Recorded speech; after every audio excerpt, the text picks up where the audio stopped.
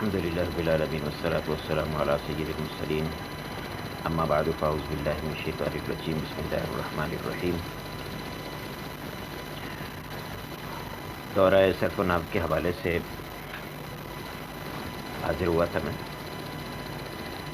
ابتداً کچھ دورہ صرف و نحو کے حوالے سے میں عرض کروں گا کہ اس کا پیٹرن کیا ہوگا، طریقہ کار کیا ہوگا استعمال کا۔ اصل میں پہلے نمبر پر یہ ذہن میں رکھیں کہ دورہ جو ہوتا ہے وہ دورہ ہوتا ہے، مطلب اس میں دہرائی ہوتی ہے۔ تو جو طلباء پہلے سے صرف و نحو پڑھ چکے ہیں، ظاہری بات ہے ان لوگوں کے لیے دورہ ہوگا۔ دورے تقریباً عمومی طور پر کچھ 12 دنوں کے، 20 دنوں کے، 15 دنوں کے کیے جاتے ہیں۔ بڑے دورے یعنی جس طرح سے یہ ہم کر رہے ہیں اس طرح سے نہیں ہوتا، لیکن چونکہ دورہ صرف و نحو نام ہے اور اس کے ساتھ ساتھ ہم نے کوشش یہ کی ہے اس میں کہ صرف صرف و نحو کا دورہ ہی نہ رہے، بلکہ وہ طلباء کے جو درس نظامی سے متعلق تو رہے ہیں لیکن ان کی صرف و نحو کمزور رہ گئی ہے، وہ بالکل بنیاد سے لے کر چلنا چاہتے ہیں، تو ان لوگوں کے لیے یہ بھی فائدہ مند ہو۔ اور اس کے ساتھ ساتھ وہ طلباء جنہوں نے نہیں پڑھی ہوئی صرف و نحو، تو وہ اگر ابتداءً صرف و نحو پڑھنا چاہیں اور یا صرف و نحو اپنی مضبوط کرنا چاہیں تو ان لوگوں کے لیے بھی یہ بہترین موقع ہے۔ دورہ صرف و نحو میں نے جو طلباء پہلے سے میرے رابطے میں تھے ان کے ساتھ جو گفتگو ہوئی ہے تو اس میں نے یہ عرض کیا تھا کہ میں اس میں کوشش کروں گا کہ صرف اور نحو کے روزانہ کچھ اسباق لے کے چلوں گا، اور ان اسباق کے اندر ہم جو ہے وہ مکمل اس کو سمجھائیں گے۔ اردو کتب جتنی ہیں ہمارے ہاں پائی جاتی ہیں، نحو الکبیر ہے، ہدایت الصرف ہے، تفصیل الصرف تفصیل النحو ہے، نصاب الصرف اور خلاصۃ النحو ہے، متداول جتنی ہماری ہاں اردو میں پائی جانے والی کتب ہیں، کیونکہ بنیادی طور پر طلباء انہی کتب کو پڑھتے ہیں، تو ان کتب کا جو ہے وہ احصاء کیا جائے۔ احصاء اس طرح سے کیا جائے کہ مثال کے طور پر ایک بات ایک کتاب میں لکھی دوسری کتاب میں نہیں لکھی، یا ایک کتاب جو ہے وہ اس میں کچھ اور لکھا ہوا دوسری کتاب میں کچھ اور لکھا ہوا ہے، تو ان کو باہم ٹیلی کر لیا جائے۔ اور بعض اوقات ایسا ہوتا ہے کہ طلباء کے لیے جو چیزیں ہوتی ہیں یہ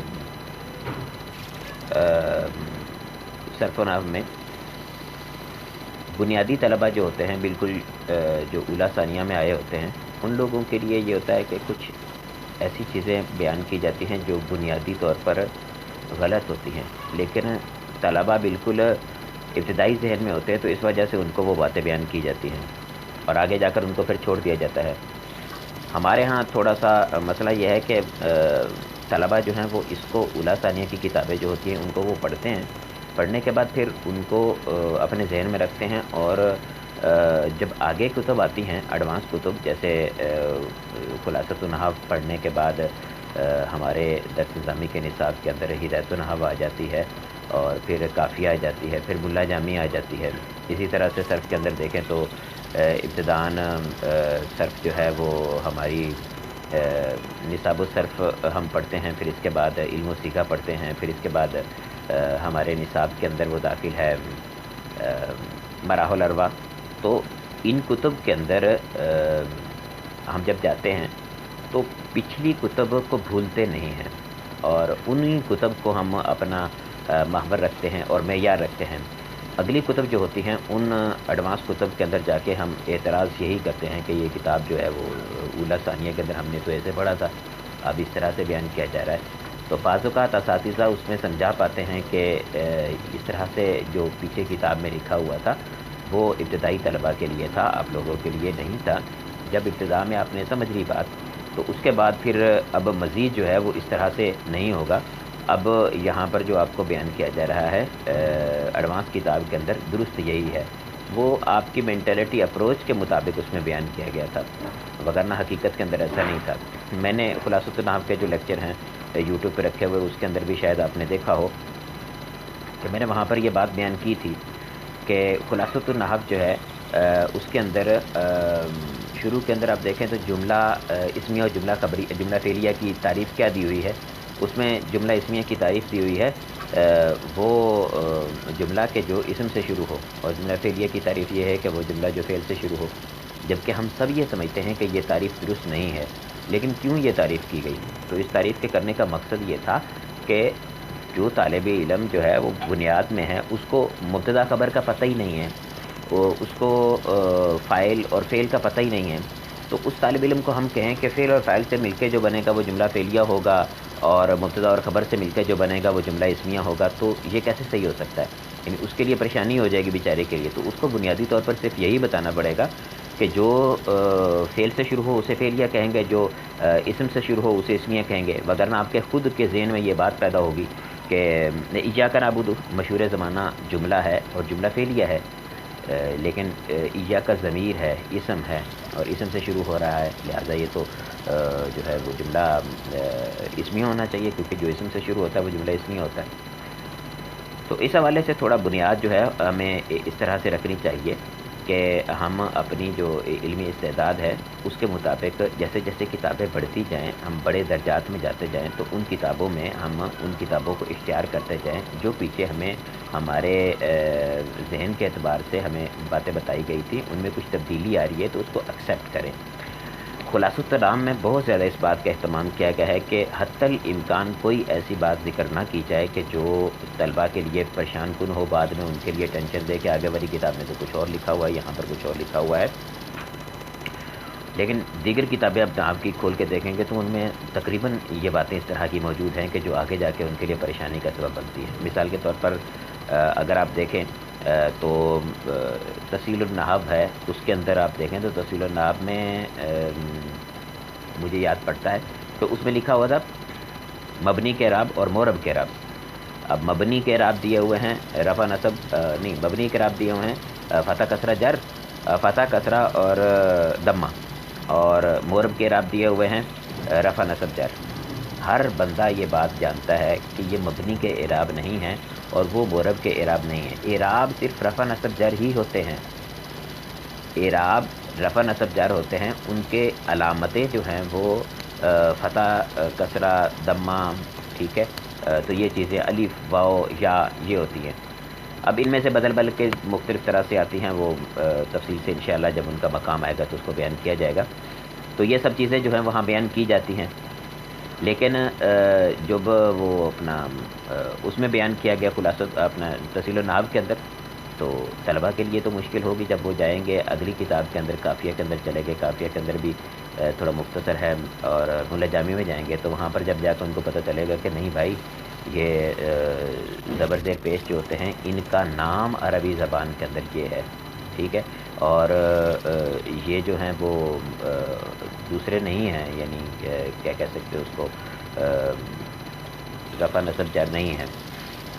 رفع نصب جر جو ہیں وہ زبر زیر پیش اور الف واو یا تینوں سے آ سکتے ہیں، ان کے لیے ضروری نہیں کہ معرب کے وہ کل اپنا اعراب ہیں اور یہ مبنی کے اعراب ہیں۔ اچھا میرے خیال میں فیس بک پر نہیں جا رہا، صرف پیج پر چل رہا ہے، اور فیس بک پر جی فیس بک پر شیئر نہیں ہو رہا ہے۔ دیگر طلبہ جو ہیں وہ اپنے جو ہے وہ فیس بک پر شیئر کرتے ہیں، اور فیس بک پر شیئر نہیں ہو پا رہا، یعنی کہ فیس بک کی طرف جائیں گے تو یہ والا جو ہے وہ ریزیوم ہو جائے گا، یا ریزیوم کر کے اس کو ایک مرتبہ فیس بک پہ کر لیں جی۔ تو فیس بک پہ بھی میں نے شیئر کر دیا، ادھر بھی انشاءاللہ آ جائے گا، پہلے فیس بک پہ شیئر نہیں ہوا تھا۔ تو میں عرض کر رہا تھا خلاصۃ النحو اور جو ہے نصاب الصرف، اس کے ساتھ ہم لے کے چلیں گے اس بات کو، اور ڈیلی یہ دیکھیں گے کہ کتنے اسباق ہو سکتے ہیں آسانی سے، اور انہی اسباق کے تحت ہم لے کے چلیں گے۔ کبھی اسباق چھوٹے ہوتے ہیں، کبھی بڑے ہوتے ہیں، کبھی مشکل ہوتے ہیں، کوئی آسان ہوتے ہیں سمجھانے میں، بعض میں ٹائم زیادہ لگتا ہے، بعض میں کم لگتا ہے، لیکن آپ کو سٹائل انشاءاللہ تدریسی نظر آئے گا، تدریسی سٹائل کے اندر آپ کو نظر آئیں گے یہ سب چیزیں، اور تاکہ وہ طلباء کے جن کا بالکل ہی کانسیپٹ کلیئر نہیں ہے، یا کلیئر تو ہے لیکن غلط ہے، یا بالکل بیسیکلی طلباء ہیں وہ آ کے سیکھنا چاہتے ہیں، تو ان لوگوں کے لیے پھر اس میں آسانی رہے گی، تو اس چیز کا لحاظ رکھا جائے گا۔ آج تھوڑا سا اہتمام میں بھی مسائل رہے ہیں، کچھ دورہ سرپناب جو ہمارا جوہر ٹاؤن کے اندر ہو رہا ہے، اس کے اندر کچھ انڈرسٹینڈنگ سی نہیں ہو سکی، تو اس میں بھی کچھ مشکلات رہی ہیں، تو ادھر جو ہے وہ روابط میں کافی جو ہے مسائل رہے، جس کی وجہ سے آج تھوڑا انتظام نہیں ہو سکا۔ میرا کسی اور مقام پر جا کے کرنے کا تھا، اور یہ کسی اور مقام پہ عارضی طور پر جو ہے وہ یہاں پر کچھ اہتمام کیا ہے، کتب بھی اس طرح سے جمع نہیں کر پایا ہوں، تو وہ انشاءاللہ عز و جل کل اس چیز کا جو ہے وہ سارا کچھ معاملات انشاءاللہ حل ہو جائیں گے۔ پہلے ہم صرف کو پڑھا کریں گے اور اس کے بعد نحو کو پڑھا کریں گے۔ صرف کے اندر آپ یہ ذہن میں رکھیے، ابتدائی طور پر صرف کی تعریف، صرف میں تعریف بیان کی جاتی ہے علم صرف کی، تو علم صرف کی تعریف مختلف کتب کے اندر مختلف ہے، تھوڑے تھوڑے فرق کے ساتھ، کوئی اتنا زیادہ فرق نہیں ہے، تقریباً جو ہے وہ سیم ہے۔ تو علم صرف کی تعریف یہ میرے پاس تفصیل الصرف ہے، اس کے اندر میں پڑھ کے سناتا ہوں، خلاصہ نصاب الصرف میں سے بھی آپ دیکھ لیں۔ لغوی معنی صرف کا تو آپ کو معلوم ہی ہے، لغوی معنی صرف کا ہوتا ہے پھیرنا، صرف یا صرف معنی پھیرنا ہوتا ہے، اور فرماتے ہیں کہ اصطلاح میں صرف سے مراد وہ علم ہے کہ جس میں کلموں کے بنانے اور صیغوں میں تغیر کرنے کے قواعد و ضوابط بیان کیے جائیں۔ یعنی علم صرف وہ علم ہوتا ہے کہ جس کے اندر کلموں کے بنانے، کلمہ کس طرح سے بنتا ہے، ایک کلمے سے دوسرا، دوسرے سے تیسرا، تیسرے سے چوتھا جو کلمہ بنتا ہے، ان کے بنانے کا طریقہ معلوم کیا جاتا ہے اس کے اندر، اور دوسرا یہ ہوتا ہے کہ پھر صیغے بنانے، اصل میں صیغہ جو ہوتا ہے وہ مطلب صیغے کو ہم یوں کہیں کہ حرکات و سکنات کے اعتبار سے کلمے کی جو خاص شکل ہوتی ہے اس کو صیغہ کہتے ہیں۔ اب ہمارے ہاں یہ بعض طلباء یہ سمجھتے ہیں کہ شاید فعل کا ہی صیغہ ہوتا ہے اور کسی چیز کا صیغہ نہیں ہوتا، تو یہ کانسیپٹ غلط ہے۔ صیغہ حرکات و سکنات کے اعتبار سے اسم اور فعل کی کوئی خاص شکل جو ہے اس کو صیغہ کہیں گے، وہ اسماء میں بھی ہو سکتی ہے، وہ افعال کے اندر بھی ہو سکتی ہے۔ اب اسم کا بھی صیغہ بیان کیا جا سکتا ہے، فعل کا بھی صیغہ بیان کیا جا سکتا ہے، ہاں وہ آپ پہ ہے کہ آپ کس طرح سے اس کو پہچانتے ہیں کہ یہ اسم کا صیغہ ہے یا فعل کا صیغہ ہے۔ وائس کلیئر نہیں آ رہی ہے، یہ کہہ رہے ہیں تھوڑا سا، میرے خیال میں وائس تو میرے پاس کلیئر ہے، بالکل کوئی کسی قسم کا شور نہیں ہے، پنکھا ہے، اس کے علاوہ تو کچھ بھی نہیں چلتا یہاں پر۔ اچھا، تو علم صرف کی جو ہے وہ تعریف آپ نے سنی۔ اب علم صرف کی اس تعریف کو آپ یوں سمجھیے کہ کسی بھی اسم سے، ایک اسم سے دوسرا اسم ہم بنانا چاہ رہے ہیں، یا ایک اسم سے فعل بنانا چاہ رہے ہیں، ایک فعل سے دوسرا فعل بنانا چاہ رہے ہیں، ایک فعل سے کوئی اسم بنانا چاہ رہے ہیں، اب ان میں سے ہر ایک میں کس طرح سے تبدیلی کی جائے گی، تغیر و تبدل کیا جائے گا، اس سب کے قواعد جو ہوں گے جس میں بیان کیے جائیں گے، اس علم کو علم صرف کہیں گے۔ علم صرف جو ہے اس کا موضوع بیان کرتے ہیں، علم صرف کا موضوع بیان کرتے ہیں کہ صیغے کے اعتبار سے کلمہ ہے، یعنی مطلقاً اس کا موضوع جو ہے وہ کلمہ نہیں ہے، کیونکہ کلمہ اور کلام تو علم نحو کا بھی موضوع ہے، لیکن علم نحو کے اندر ہم کلمات کو ایک دوسرے کے ساتھ ملانے اور ان کی ترکیب وغیرہ کرنے کے اعتبار سے، ان کے آخری احوال کے اعتبار سے اس میں بحث کرتے ہیں۔ ہم اس کے اندر اس بات کی بحث نہیں کرتے کہ جو ہے وہ اپنا ایک کلمے سے دوسرا کلمہ کیسے بنے گا، ایک کلمے سے تیسرا کلمہ اپنا اسم سے فعل کیسے بنے گا، فعل سے جو ہے وہ اسم کیسے بنے گا، یا مصدر سے یہ مشتقات جو ہیں وہ سارے کے سارے کیسے بنیں گے، اس میں اگر حرف علت وغیرہ پایا جاتا ہے، دو حمزی حروف پائے جاتے ہیں، محموز حمزہ پایا جاتا ہے، تو ان میں تبدیلی کیسے کریں گے، اس چیز کی بحث علم صرف کے اندر، علم نحو کے اندر نہیں ہوتی، یہ ساری کی ساری بحث جو ہے وہ علم صرف کے اندر ہوتی ہے۔ اچھا، تو علم صرف کا موضوع کیا ہے، صیغہ کے اعتبار سے کلمہ ہے، یعنی مطلقاً کلمہ نہیں ہے بلکہ صیغے کے اعتبار سے ہے۔ صیغے کے اعتبار سے ہونے کا مطلب کیا ہے کہ صیغہ کس طرح سے بنے گا اس کلمے کا، اس اعتبار سے اس کا موضوع جو ہے وہ کلمہ ہے۔ پھر اس کے بعد فرماتے ہیں کہ علم صرف کا جو ہے وہ موضوع کے بعد علم صرف میں ہم نے کلمہ کی تعریف بیان کر دی۔ کلمہ کی تعریف، لفظ کی تعریف ہم ذہن میں رکھ لیں پہلے کہ ما یتلفظ بہ الانسان، انسان جس چیز کا تلفظ کرتا ہے اس کو لفظ کہتے ہیں، اور اس کی ایک اور تعریف بھی بیان کی جاتی ہے کہ جو کسی خاص مخرج سے آواز نکلے اس کو لفظ کہتے ہیں۔ یہ دو تعریفیں لفظ کی جاتی ہیں. ما یتلفظ بل انسان، جس کا انسان تلفظ کرتا ہے، یعنی جو بولتا ہے انسان لفظ، اس کو جو ہے وہ لفظ کہیں گے، بھلے وہ بامانہ ہو بھلے وہ بے معنی ہو. پھر اس کے بعد اس کی تقسیم کر دی جاتی ہے کہ لفظ بامانہ بھی ہوتا ہے، لفظ بے معنی بھی ہوتا ہے. اگر لفظ بامانہ ہوگا، بامانہ ہونے کا مطلب یہ ہے کہ لغت میں اس کو کسی نے وضع کیا ہوگا کسی معنی کے لیے، تو اس لفظ کو ہم کلمہ کہیں گے. اکیلا لفظ ہوگا تو کلمہ کہلائے گا، کیونکہ ایسا بھی ہو سکتا ہے کہ ہم چند الفاظ کا مرکب بولیں تو جو منہ سے تو ہمارے وہ نکلے گا، اس اعتبار سے وہ لفظ تو کہلائے گا، لیکن وہ کلمہ نہیں ہوگا کیونکہ اکیلا نہیں ہے. اکیلا ہوگا تو وہ کلمہ کہلائے گا. اب کلمہ ہوگا تو پھر اس میں اسم، فعل اور حرف ہوں گے. علم صرف کے اندر حرف کے اعتبار سے کسی قسم کی کوئی بحث نہیں کی جا سکتی، کیونکہ حرف جتنے بھی ہوتے ہیں وہ سارے کے سارے سیمائی ہوتے ہیں. اور ہم نے یہ پڑھا کہ ایک کلمے سے دوسرا کلمہ بنانا، اس کے بارے میں ہم علم صرف ہوتا ہے، اس کے قواعد و ضوابط کو بیان کرتا ہے.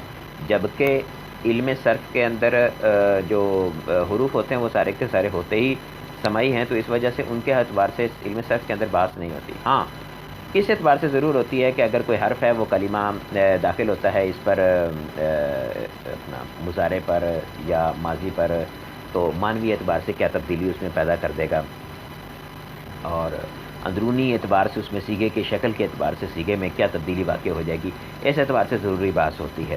ہاں، یہ ذہن میں رکھیے گا کہ مرفوعات، منصوبات، حروف ناصبہ، حروف جوازم جو ہیں، یہ فعل مضارع پر جو عمل کرتے ہیں، ان کے آنے کی وجہ سے فعل مضارع کے آخر میں کیا تبدیلی ہوتی ہے، اس بات کی بحث صرف کرتی ہے. اور آخر ساکن ہونے کی وجہ سے درمیان میں حرف علت میں کیا تبدیلیاں آتی ہیں، اس کے اعتبار سے بھی صرف بحث کرتی ہے. لیکن آخر میں جزم آئے گی تو اس کی حالت جزمی ہوگی، اس پہ فتح آئے گی تو حالت نسبی ہوگی، نون رابع گر کے فتح آئے گی تو بھی حالت نسبی ہوگی، نون رابع گر کے حالت جزمی بھی آتی ہے. تو یہ بحثیں جو ہیں یہ علم صرف کی بحث نہیں ہے، کیونکہ یہ آخر کے احوال کی بات ہو رہی ہے. تو آخر کے احوال کیونکہ ہم نحو میں پڑھتے ہیں تو یہ نحوی بحث ہے، تو نحو کے اندر اس کی بحث ہوتی ہے.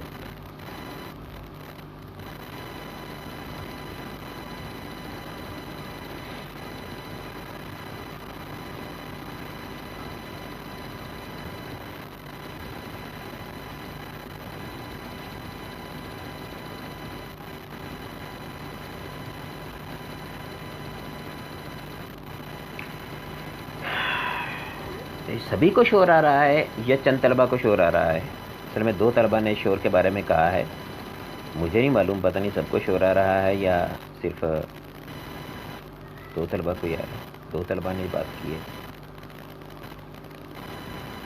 میرے پاس ہینڈ فری تو کلیئر ہے. چلے ہینڈ فری اتار کے دیکھ لیتے ہیں، ہینڈ فری اتار کے بتانا کہ شور آ رہا ہے یا نہیں آ رہا. اب بتائیں، اب شور آ رہا ہے کہ نہیں آ رہا؟ چلے ابھی بتانا ابھی شور آ رہا ہے یا نہیں آ رہا. میں نے ابھی ہینڈ فری اتار دی ہے بالکل. تو میں عرض کر رہا تھا، پھر اسم اور فعل کی تعریف بیان کرتے ہیں. چلے ابھی ختم ہو گئے، ٹھیک ہے. اسم اور فعل جو ہیں ان کے بارے میں وہ کہہ رہے تھے کہ جو ہے وہ اسم فعل حرف کی اب تعریفات بیان کرتے ہیں. اسم کی تعریف بیان کرتے ہیں کہ اسم وہ کلمہ ہے جو خود سے اپنا معنی ظاہر کرتا ہے اور تینوں زمانوں میں سے کسی ایک زمانے کے ساتھ ملا ہوا نہیں ہوتا. اور فعل کی تعریف یہ بیان کی جاتی ہے کہ فعل وہ کلمہ ہے کہ جو اپنا معنی خود ظاہر کرے اور جو ہے تینوں زمانوں میں سے کسی ایک زمانے کے ساتھ ملا ہوا ہو. اور حرف کی تعریف یہ بیان کی جاتی ہے کہ وہ کلمہ کہ جو اپنا معنی خود سے ظاہر نہ کرے.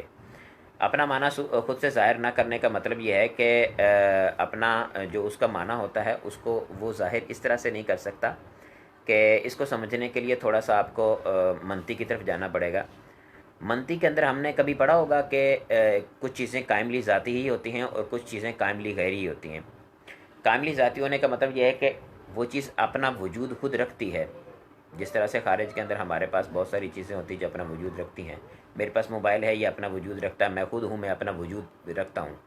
لیکن کچھ چیزیں ایسی ہوتی ہیں کہ جو خود اپنا وجود نہیں رکھتی، بلکہ اپنا وجود رکھنے کے لیے ان کو غیر کی حاجت ہوتی ہے. وہ غیر کی طرف اپنا وجود رکھنے میں محتاج ہوتے ہیں. مثال کے طور پر کہ ہمارے پاس جو ہے وہ میرے پاس یہ چارجر ہے، ریڈ کلر کا ہے. اب ریڈ کلر جو ہے یہ جب تک چارجر موجود ہے اس وقت تک ریڈ کلر موجود ہے، جب چارجر نہیں تو اس وقت ریڈ کلر موجود نہیں ہوگا۔ تو اس کا مطلب ہے کہ ریڈ کلر جو ہے اس کا وجود، اس کا انحصار چارجر پر ہے، جب تک چارجر ہوگا اس وقت تک یہ ہوگا، اور یہ چارجر جو ہے جب ختم ہو جائے گا تو ریڈ کلر بھی ختم ہو جائے گا۔ تو کائنات کے اندر جتنی بھی چیزیں پائی جاتی ہیں ان میں دو قسم کی چیزیں ہوتی ہیں، کچھ چیزیں ایسی ہوتی ہیں جو قائم ذاتی ہوتی ہیں، اپنا خاص وجود رکھتی ہیں، اور بعض چیزیں ایسی ہوتی ہیں کہ جو اپنا وجود قائم نہیں رکھ سکتی۔ اور وجود کے اعتبار سے اگر ہم دیکھیں تو وجود کے اعتبار سے چیزوں کی تین قسمیں ہوتی ہیں، وجود خارجی، وجود ذہنی اور وجود نفس الامری۔ وجود خارجی کا مطلب یہ ہے کہ چیز کا خارج کے اندر وجود پایا جائے، اور وجود ذہنی کا مطلب یہ ہے کہ ذہن کے اندر وجود ہو، اور وجود نفس الامری کا مطلب یہ ہوتا ہے کہ قطع نظر ذہن اور خارج کے اس کا وجود پایا جاتا ہو، بھلے خارج میں ہو بھلے ذہن کے اندر ہو۔ تو جس طرح سے خارج کے اندر ہمارے ہاں چیزیں پائی جاتی ہیں تو وہ قائم ذاتی ہی بھی ہوتی ہیں، قائم غیری ہی بھی ہوتی ہیں، اسی طرح سے ہمارے دماغ کے اندر بھی جو چیزیں جو ہم سوچتے ہیں، جو مفہوم ہوتا ہے، وہ مفہوم بھی دو قسم کا ہوتا ہے۔ کچھ ایسا مفہوم ہوتے ہیں کہ جن کا ہم خود سے ادراک کر سکتے ہیں، اس کا ادراک کرنے کے لیے ہمیں کسی اور چیز کی حاجت نہیں ہوتی، اور کچھ ایسے مفہوم دماغ کے اندر ہوتے ہیں کہ جن کا ادراک کرنے کے لیے ہمیں غیر کی حاجت ہوتی ہے، یعنی وہ کسی پر ڈیپینڈ کرتے ہیں۔ تو جو چیزیں ایسی ہوتی ہیں کہ جن کا ہم ادراک اپنے ذہن کے اندر کر سکتے ہیں ان کو کہتے ہیں مستقل بالمفہومیہ۔ جس طرح سے ہم کاملی ذاتی کے لیے جوہر کا لفظ استعمال کرتے ہیں، کاملی غیری کے لیے عرض کا لفظ استعمال کرتے ہیں خارج کے اعتبار سے، اسی طرح سے دماغ کے اعتبار سے جو چیز دماغ کے اندر موجود ہے اور اس کا ہم جب ادراک کرتے ہیں، اور ادراک کے لیے ہمیں غیر کی حاجت نہیں ہوتی ہے، کسی اور چیز کو اس کے ادراک کے ساتھ ملانے کی حاجت نہیں ہوتی ہے، تو اس چیز کو کہتے ہیں کہ یہ قائم ذاتی ہی ہے، یا یوں کہہ لیجئے دماغ کے اعتبار سے کہ یہ مستقل بالمفہومیہ ہے۔ اور اگر دماغ کے اندر پائی جانے والی چیز ایسی ہے کہ جس کو سمجھنے کے لیے، جس کا ادراک کرنے کے لیے ہمیں کسی اور چیز کی بھی حاجت ہوتی ہے، تو وہ چیز جو ہوتی ہے وہ غیر مستقل بالمفہومیہ ہوتی ہے، یعنی اس کا مفہوم جو ہے وہ مستقل نہیں ہوتا۔ ہم جب کہتے ہیں کہ اسم کی تعریف میں، فعل کی تعریف میں، حرف کی تعریف کے اندر یہ کہتے ہیں کہ وہ اپنے معنی پر خود دلالت کرتی ہو، تو اپنے معنی پر خود دلالت کرنے کا مطلب یہ ہوتا ہے کہ وہ مستقل بالمفہومیہ ہو، یعنی اسم وہ ہوتا ہے جو مستقل بالمفہومیہ ہوتا ہے اور اس کے ساتھ ساتھ وہ کسی زمانے سے ملا ہوا نہیں ہوتا۔ فعل وہ ہوتا ہے جو مستقل بالمفہومیہ ہو اور تینوں زمانوں میں سے کسی ایک زمانے کے ساتھ ملا ہوا ہو، اور حرف وہ ہوتا ہے کہ جو مستقل بالمفہومیہ نہیں ہوتا۔ جو مستقل بالمفہومیہ ہی نہیں ہوتا تو پھر اس کا کسی اور کے ساتھ ملنا، یعنی زمانے کے ساتھ ملا ہوا ہونا یا نہ ہونا، اس کے ساتھ اس کا تعلق نہیں ہوتا۔ اب اس کے مستقل بالمفہومیہ نہ ہونے کی وجہ کیا ہوتی ہے کہ یہ ایک نسبت پر دلالت کرتا ہے، دو چیزوں کے درمیان پائی جانے والی نسبت پر دلالت کرتا ہے۔ تو ظاہری بات ہے، آپ یہ سمجھتے ہیں کہ جب دو چیزیں ہیں ان کے درمیان کی نسبت پر دلالت کرتا ہے حرف، تو جب تک ان چیزوں کو بیان نہیں کیا جائے گا اس وقت تک اس نسبت پر دلالت کرنے کا معنی کیسے ظاہر ہوگا؟ مثال کے طور پر ہم مثال دیتے ہوتے ہیں سرت من البصرۃ الی الکوفہ۔ اب سرت من البصرۃ الی الکوفہ جو ہے، اس میں سارا یعنی چلنا، سیر، اس کی نسبت کی گئی ہے بصرہ کے ساتھ۔ اب اس کی بصرہ کے ساتھ جو نسبت کی گئی ہے وہ نسبت ہے، یعنی بصرہ سے اس کی ابتدا ہوئی ہے سیر کی، تو سیر اور بصرہ کے درمیان جو نسبت ہے اس نسبت پر دلالت کرنے کے لیے من لایا گیا ہے۔ تو من کا مفہوم ہمیں کیسے سمجھ آئے گا جب ہمیں سیر کا پتہ نہیں، بصرہ کا پتہ نہیں؟ تو اس وجہ سے اس کو غیر مستقل بالمفہومیہ کہتے ہیں۔ علم صرف کے اعتبار سے اسم کی اور بھی تقسیم کی جاتی ہے یہیں پر، کہ مصدر، مشتق اور جامد کے اعتبار سے۔ مصدر کا کہتے ہیں اس کو کہ جس کو جو کسی سے نہ نکلا ہو اور اس سے سب چیزیں نکلی ہوں، اور جو ہے مشتق کی تعریف یہ کی جاتی ہے جو مصدر سے نکلے ہوں، اور جامد اس کو کہتے ہیں جو نہ خود کسی سے نکلا ہو اور نہ کوئی اس سے چیز نکلی ہو۔ اس کے بعد ہمارے لیے جو صرف کے اندر بہترین اور زیادہ سمجھنے کی ضرورت کی چیز ہے وہ ہے ہمارے وزن کی پہچان، اور جو ہے حروف اصلیہ اور حروف زائدہ کی پہچان، کیونکہ اگلے اسباق جو ہیں جن میں ثلاثی مجرد، ثلاثی مزید فی والا سبق ہے، یا ہمارا سبق ہے ہفت اقسام والا، تو چونکہ ان کے اندر حروف اصلیہ اور حروف زائدہ کے اعتبار سے ہی ساری بات ہوتی ہے، تو حروف اصلیہ اور حروف زائدہ جو ہیں ان کو ہم کیسے پہچانیں، اس کے اعتبار سے یہاں ہم بات کرتے ہیں۔ حروف اصلیہ اور حروف زائدہ کو پہچاننے کے لیے سب سے آسان چیز یہ ہے کہ اس کے لیے کچھ وزن مہیا کیے گئے ہیں، اور ان اوزان کے ذریعے سے ہم چیک کرتے ہیں کہ یہ اس وزن پر آ رہا ہے، تو اس میں وزن میں ہم 3 حروف جو ہیں ان کو لیتے ہیں، فا عین اور لام کو. ہم دیکھتے ہیں کہ یہ چیز جو ہے وہ فا عین اور لام کے مقابلے میں آ رہی ہے تو یہ حروف اصلیہ ہیں، اور جو فا عین لام کے مقابلے میں نہیں آ رہی ہے وہ حروف زیادہ ہیں. مثال کے طور پر دربن ہے، تو دربن کا وزن ہے فعلن، یعنی فعلن کے وزن پر دربن ہے. تو فا کے مقابلے میں ہم دیکھیں تو دعاد ہے، یعنی فعلن کا پہلا حرف جو ہے وہ فا ہے، تو دربن کا پہلا حرف دعاد ہے. اور فعلن کا دوسرا حرف جو ہے وہ را ہے، اور فعلن کا دوسرا حرف عین ہے، تو دربن کا دوسرا حرف جو ہے وہ را ہے. اور فعلن کا تیسرا حرف جو ہے وہ لام ہے، تو دربن کا تیسرا حرف جو ہے وہ با ہے. تو دربن فعلن کے وزن پر ہے، پورے 3 حروف اس کے ہیں، 3 حروف اس کے ہیں. اس پہ بھی پہلا جو حرف ہے اس پہ زبر ہے، اس پہ پہلے حرف پہ زبر ہے، اس کے پہلے حرف پہ دوسرے حرف پہ سکون ہے، اس کے دوسرے حرف پہ سکون ہے، اس کے آخری حرف جو ہے اس پہ جو ہے وہ تنوین ہے، اس کے بھی آخری حرف پہ تنوین ہے. تو دربن کو ہم کہیں گے کہ یہ فعلن کے وزن پر ہے، داربن فاعلن کے وزن پر ہے، مضروبن مفعولن کے وزن پر ہے. اب دربن جو ہے وہ فعلن کے وزن پر ہے، اور داربن جو ہے وہ فاعلن کے وزن پر ہے. دربن کے اندر تو دعاد را با فا عین لام، 3 حروف دعاد را با اور 3 حروف فا عین لام. فا عین لام کے علاوہ اور کوئی حرف یہاں پہ موجود نہیں ہے. جب فا عین لام کے علاوہ اور کوئی حرف یہاں پہ موجود نہیں ہے تو اس کا مطلب یہ ہے کہ دربن جو ہے یہ اپنے وزن پر پورا آ رہا ہے، اس میں کوئی حرف زیادہ نہیں ہے. لیکن فاعلن کو دیکھیں تو فا عین اور لام کے علاوہ ایک الف بھی آ رہی ہے، وہ داربن کے اندر بھی آ رہی ہے اور وہ فاعلن کے اندر بھی آ رہی ہے. تو فا کے مقابلے میں دعاد آیا، اور عین کے مقابلے میں را آیا، لام کے مقابلے میں با آیا. تو 3 حروف ہو گئے اس کے اصلی، یعنی ان 3 حروف کو ہم کہیں گے کہ یہ حروف اصلیہ ہو گئے. اور اس کے بعد جو الف آ رہا ہے، الف کے مقابلے میں الف آ رہا ہے، یہ فا عین لام کے مقابلے میں نہیں آ رہا، تو پتہ چلا کہ الف جو ہے اس میں زائدہ ہے. یہ الف جو ہے وہ حرف اصلی ہے، حرف اصلی نہیں ہے، یہ الف زائدہ ہے. اسی طرح مضروب کے ہم لفظ دیکھیں تو مضروب مفعول کے وزن پر ہے، تو میم دعاد را با را واو با. تو مفعولن کے وزن پر ہے تو فا عین لام کے مقابلے میں دعاد را با ہی آ رہے ہیں، اور اس کے علاوہ میم اور واو جو ہیں یہ زائدہ ہیں، کیونکہ میم واو جو ہیں یہ فا عین لام کے مقابلے میں نہیں آ رہے. جب فا عین لام کے مقابلے میں نہیں آ رہے تو وہ زائدہ ہیں. اچھا، اب یہ جب بات کہی جاتی ہے تو اس کے اندر فوراً طلباء کے ذہن میں یہی بات آتی ہے کہ ہمیں کیسے پتہ چلے گا. آپ نے بتایا کہ دعاد را با جو ہے یہ مضروبن دربن جو ہے یہ فعلن کے وزن پر ہے، داربن فاعلن کے وزن پر ہے، مضروبن جو ہے یہ مفعولن کے وزن پر ہے. تو ہمیں کیسے پتہ چلے گا کہ یہ ان وزنوں پہ موجود ہیں؟ آپ نے بتا دیا تو ہم کیسے یاد کریں؟ تو چونکہ آگے جتنی نحو ہے وہ ساری کی ساری انہی اوزان پر ہی بحث ہے کہ ماضی کس وزن پر آتی ہے، مضارع کس وزن پر آتا ہے، امر کس وزن پر آتا ہے، نئی کس وزن پر آتا ہے، اور اس میں مشتقات اسماء مشتقہ جتنے ہیں وہ کس وزن پر آتے ہیں، کیسے ان کا وزن بنایا جاتا ہے. یہ سب باتیں آگے جا کے یہی باتیں ہونی ہیں. اس میں فاعل ہے تو اس کی جمع کیسے آتی ہے، مذکر کی جمع کیسے آتی ہے، مؤنث کی جمع کیسے آتی ہے، اور جو ہے وہ صفت مشبہہ اس کے کیا اوزان آتے ہیں، مصدر کے اوزان کیا آتے ہیں.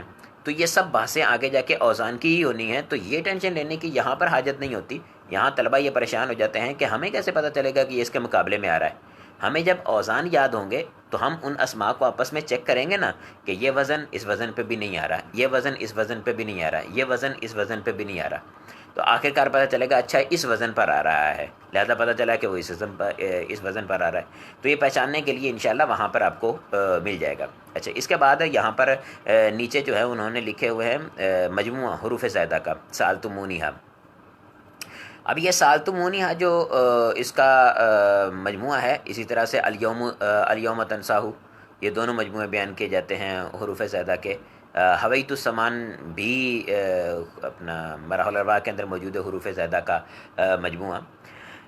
اس میں طلباء جب اسی سبق پہ ہوتے ہیں، آگے ابھی نہیں گئے ہوتے، تو اس وقت وہ بیچارے تھوڑے پریشان ہو جاتے ہیں. وہ کیا کہتے ہیں؟ وہ یہ سمجھتے ہیں کہ شاید یہ جو حروف انہوں نے بیان کیے ہیں نا سألتمونیہا کے اندر یا الیوم تنسا کے اندر، الیوم تنساہو کے اندر، یہی الفاظ، یہ حروف جو ہیں یہ سارے کے سارے زیادہ ہوتے ہیں، تو یہ کبھی اصلی نہیں ہو سکتے. جبکہ ایسا نہیں ہے. حروف زیادہ کا جو مجموعہ بیان کیا جاتا ہے اس کا مطلب یہ ہوتا ہے کہ جب بھی کوئی حرف زیادہ آئے گا تو انہی میں سے آئے گا، لیکن یہ سارے کے سارے حروف جو ہیں یہ اصلی بھی ہو سکتے ہیں.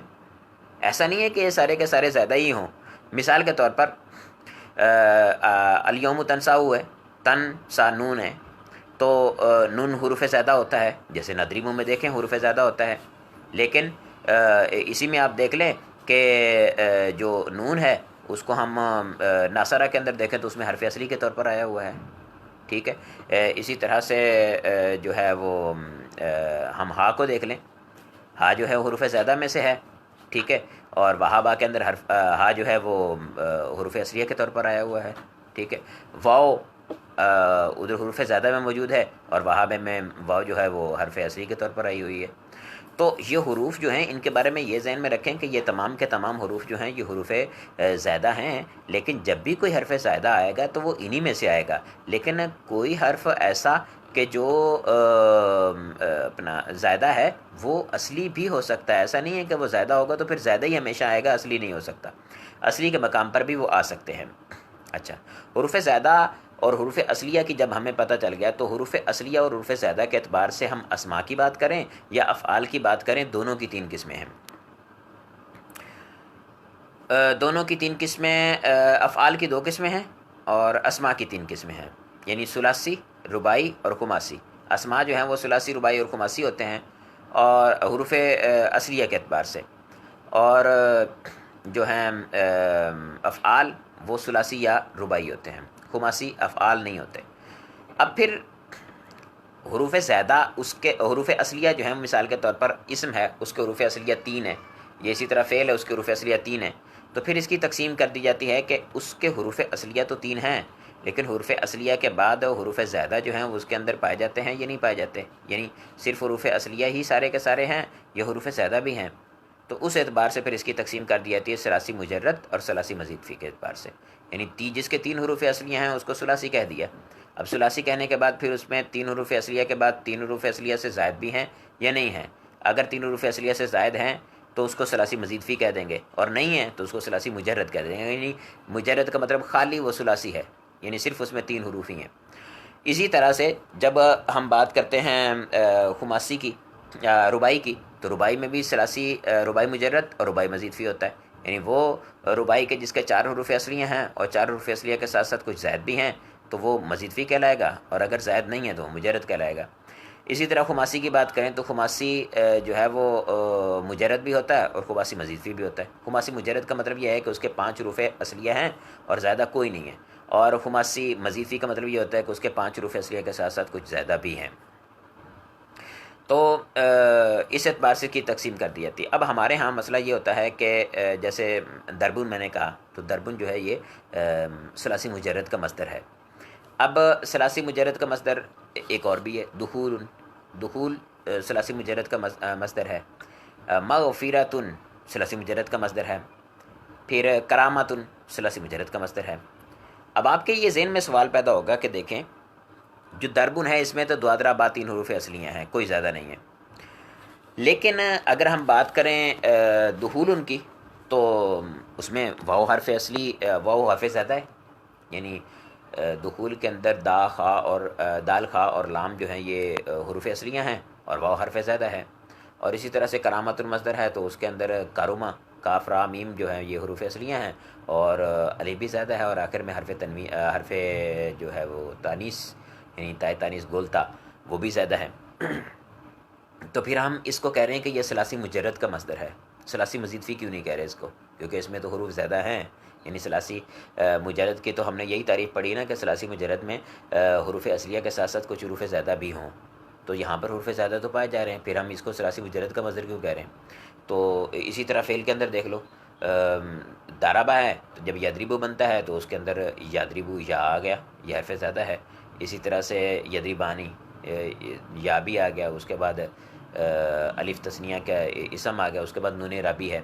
تو حروف زیادہ ہو رہے ہیں فعل کے اندر، تو یہ سارے کے سارے حروف زیادہ پائے جا رہے ہیں اس میں فعل کے اندر. تو اس کا مطلب تو یہ ہوا کہ اس میں سے زیادہ حروف موجود ہیں.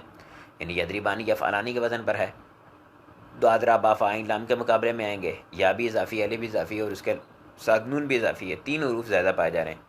اگرچہ الف جو ہے وہ اسم ہے لیکن 3 حروف زیادہ پائے جا رہے ہیں شکل کے اعتبار سے، تو ہمیں 3 حروف زیادہ نظر آ رہے ہیں تو اس کو مزید فی ہونا چاہیے تھا. آپ کہتے ہیں مجرد سے ہے.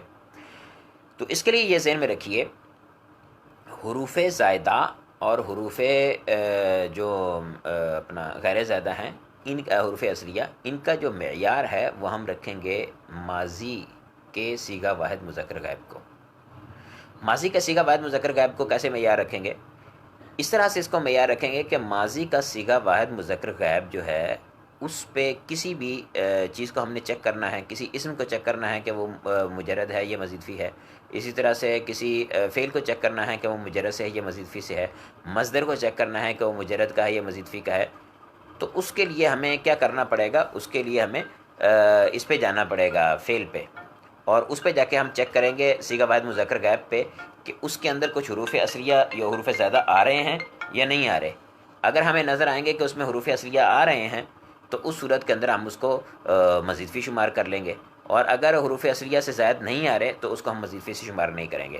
تو دربن کو جیسے میں نے کہا کہ دارب ہونے کے باوجود دارے میں الف زیادہ تھی، مدروب میں میم اور واو دونوں زیادہ تھے، پھر یدربو کے اندر یا زیادہ تھی، اور بہت سارے اسماء جہاں دیکھیں آپ اس میں بہت سارے اسماء میں افعال کے اندر حروف زیادہ آ رہے ہیں، تو وہ سارے کے سارے جو حروف زیادہ اس کے اندر آ رہے ہیں ان حروف زیادہ کے اعتبار سے اس کو تو مزید فی ہونا چاہیے تھا، لیکن ہم نے جب اس کا ماضی دیکھا صیغہ واحد مذکر غائب تو وہ دارابا ہے، تو دارابا ہے تو اس سے پتہ چلا کہ یہ دعاد را با 3 حروف پائے جا رہے ہیں، کوئی حرف زیادہ نہیں ہے۔ لیکن باب افعال ہے تو اس میں ہم دیکھیں تو اکرمہ صیغہ واحد مذکر غائب ہے تو اس میں حمزہ زیادہ آ رہا ہے، ٹھیک ہے۔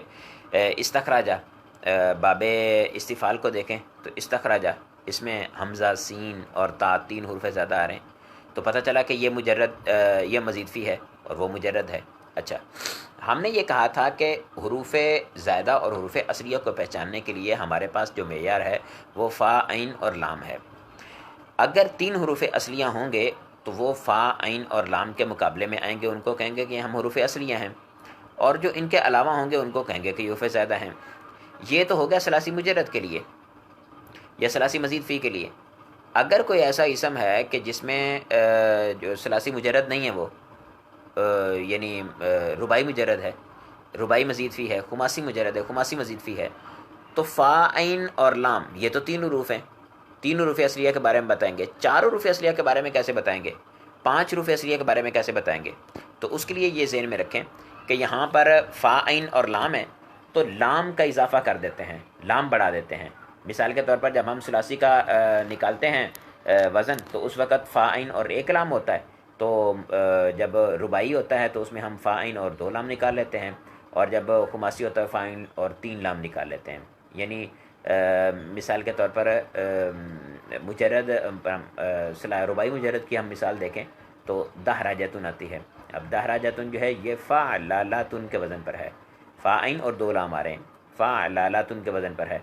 اور اسی طرح سے جو ہے رباعی مجرد کی ہم مثال دیکھیں، جعفرن یہ اسم کے اندر مثال ہے تو یہ فعلن کے وزن پر آ رہی ہے۔ اور جو ہے رباعی مزید فی کی تدہراجہ، یہ تدہراجہ جو ہے یہ ماضی کا صیغہ ہے، صیغہ واحد مذکر غائب، اور اس میں تا زیادہ آ رہی ہے اور مزید فی سے ہے تدہراجہ۔ اسی طرح سے ہم خماسی کے اندر دیکھ لیں سفر جلن، اب سفر جالن 5 حروف اصلیہ اس کے آ رہے ہیں تو یہ فعلالن کے وزن پر ہے، سفر جلن فعلالن کے وزن پر ہے۔ تو اس میں 5 حروف جو ہیں وہ 5 حروف اصلیہ ہیں، اور 5 کے جو ہیں وہ فا عین کے مقابلے میں 2 آ رہے ہیں، اور 3 جو ہیں وہ اس کے لاموں کے مقابلے میں آ رہے ہیں، 3 لام اس کے اندر استعمال ہو رہے ہیں۔ تو پہچاننے کا ہمارے پاس طریقہ یہی ہوگا کہ ہم فا عین اور 1 لام فا عین اور 2 لام فا عین اور 3 لام کے ذریعے سے ان کو پہچانیں گے۔ اس کے بعد جب حروف اصلیہ اور حروف زائدہ کی ہمیں معلومات حاصل ہو گئی تو ہم یہ دیکھیں گے کہ حروف اصلیہ اور حروف زائدہ ہمارے پاس کس شکل میں آئیں گے، یعنی الف با تا سا جو ہیں یہ تو حروف ہمارے عربی کے 28 ہیں، تو 28 کے 28 حروف جو ہیں ان کے اعتبار سے کوئی ان کی آپس کی تقسیم ہے۔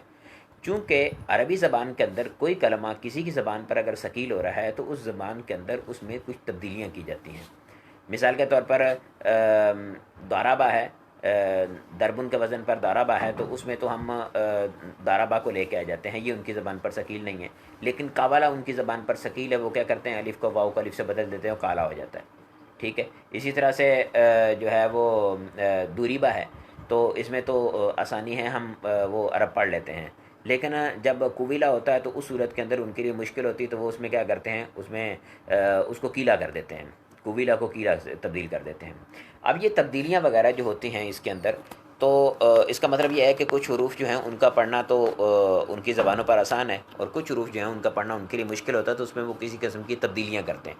اب ان تبدیلیوں کی وجہ سے جو ہے وہ بعض اوقات ہمارے ہاں جو وزن ہمیں نظر آ رہا ہوتا ہے وہ وزن ہی تبدیل ہو جاتا ہے، اور وزن کی شکل تبدیل ہو جاتی ہے ہمارے پاس، ہم سمجھتے ہیں کہ یہ وزن ہے، ہوتا کچھ اور ہے۔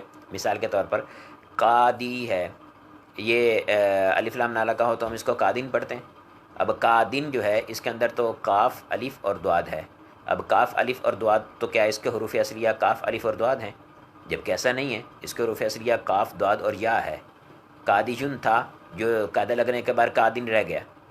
تو ان چیزوں کی پہچان کے لیے ایک ہفت اقسام نکالے جاتے ہیں، وہ بیان کیے جاتے ہیں۔ ہم ہفت اقسام کو دیکھتے ہیں۔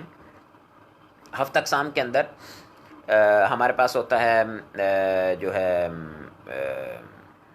ابتدائی طور پر حروف اصلیہ کے اعتبار سے یہ ساری کی ساری تقسیم ہوتی ہے، اس میں حروف زیادہ کا کوئی بحث نہیں ہوتی۔ حروف اصلیہ کے اعتبار سے اس میں ہم یوں کرتے ہوتے ہیں کہ حروف اصلیہ میں حروف علت پائے جا رہے ہیں یا نہیں پائے جا رہے۔ اب حروف علت کیا چیز ہوتی ہے؟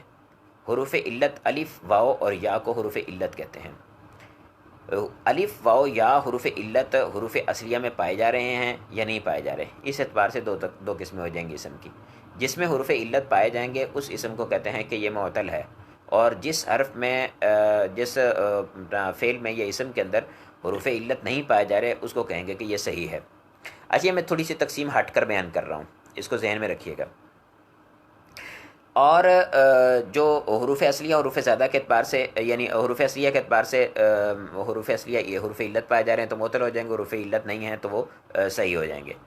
اب حروف علت نہیں پائے جا رہے تو وہ صحیح ہو جائے گا۔ پھر صحیح کے آگے مزید تقسیم ہو جائے گی کہ اس میں دو ہم جنس حروف آ رہے ہیں یا نہیں آ رہے، کوئی حرف اصلی جو ہے وہ حمزہ تو نہیں ہے۔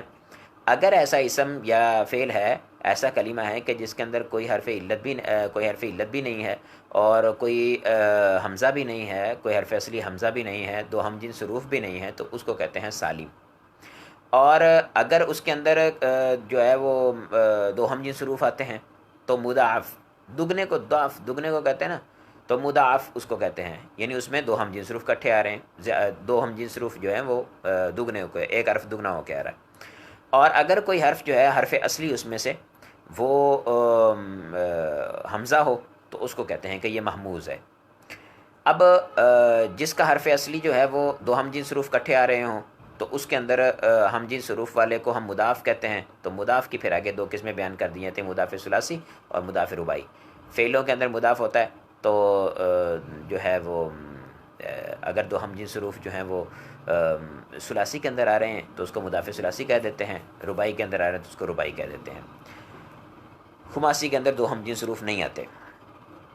اچھا، پھر جو محموز ہوتا ہے پھر اس کی تقسیم کر دی جاتی ہے اس اعتبار سے، کیونکہ ضروری نہیں ہے کہ وہ جو حمزہ آ رہا ہے وہ کہاں آ رہا ہو، شروع میں بھی آ سکتا ہے، درمیان میں بھی آ سکتا ہے، آخر میں بھی آ سکتا ہے۔ تو اگر شروع میں آ رہا ہو تو اس کو محموز الفا کہہ دیتے ہیں، درمیان میں آ رہا ہو تو اس کو محموز العین کہہ دیتے ہیں، آخر میں آ رہا ہو تو اس کو محموز اللام کہہ دیتے ہیں۔ یہ محموز الفا، محموز العین اور محموز اللام کا کیا مطلب ہوتا ہے؟ اس کا مطلب یوں آپ سمجھیے آسان طریقے سے کہ یہ جو کلمات ہوتے ہیں جو وزن کے لیے ہیں فا، عین اور لام، تو مثال کے طور پر دربن کو ہم نے کہا تھا یہ فعل ان کے وزن پر ہے، تو اس میں آسانی کے لیے صرفیین جو ہیں انہوں نے یوں کیا ہے کہ فا کے مقابلے میں جو حرف آ رہا ہوتا ہے اس کو کہتے ہیں یہ فا کلمہ ہے، جو لام کے مقابلے میں آ رہا ہوتا ہے اس کو کہتے ہیں یہ لام کلمہ ہے، جو عین کے مقابلے میں آ رہا ہوتا ہے اس کو کہتے ہیں یہ عین کلمہ ہے۔ یہ کلمہ کی وہ تعریف نہیں جو آپ شروع میں پڑھ کے آئے ہیں، وہ والی تعریف مراد نہیں ہوتی، یہ ان کی ایک خاص اصطلاح ہے کہ یہ فا کلمہ ہے، یہ لام کلمہ ہے، یہ عین کلمہ ہے۔ تو اب حمزہ جو ہے اگر فا کلمے میں ہو تو اسے محموز الفا کہہ دیتے ہیں، اور عین کلمے میں ہو تو اسے محموز العین کہہ دیتے ہیں، لام کلمہ میں ہو تو اسے محموز اللام کہہ دیتے ہیں۔ اسی طرح سے پھر آگے چلیں تو جب دو ہم جنس حروف بھی نہیں پائے جا رہے اور محموز بھی نہیں، حمزہ بھی نہیں ہے، بلکہ حرف علت پایا جاتا ہے، تو اب حرف علت میں بھی یہی ہے کہ حرف علت شروع میں ہوگا، درمیان میں ہوگا، آخر میں ہوگا۔ اگر شروع کے اندر پایا جاتا ہے تو اس کو کہتے ہیں مثال، اگر درمیان میں ہو تو اس کو کہتے ہیں اجوف، اور اگر آخر میں پایا جاتا ہو تو اس کو کہتے ہیں ناقص۔